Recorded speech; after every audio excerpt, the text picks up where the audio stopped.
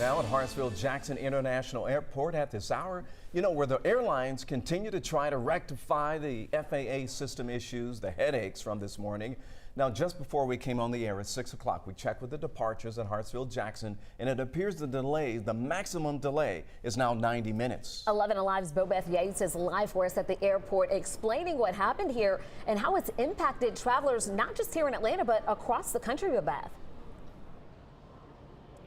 That's exactly right. Check-in and security lines are short, but travelers are still feeling the impact after the FAA decided to stop all flights from taking off. Now, the first time since 9/11. It's very important because as a pilot, when we go to fly, we need to know all the hazards that will affect us, both at the airport that we're operating from and also en route. Pilot Stephen Lazarus is talking about the computer affecting the FAA's Notice to Air mission system.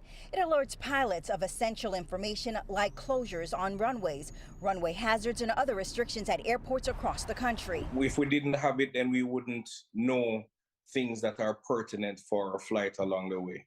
The system went down for several hours this morning, leading the FAA to ground all domestic flights. Somewhere overnight, there was an issue with irregularities in the messages that were going out that reflected a bigger systems issue. The outage caused more than 8,000 delays and over 2,000 flight cancellations across the U.S. Here at Hartsfield-Jackson, there were more than 60 cancellations and almost 800 delays today. I was worried it was going to keep going after everything that happened over the holidays with delays and then cancellations, and I'm flying solo with my 1-year-old, so being stuck in an airport sounds terrifying, but I am keeping my fingers crossed.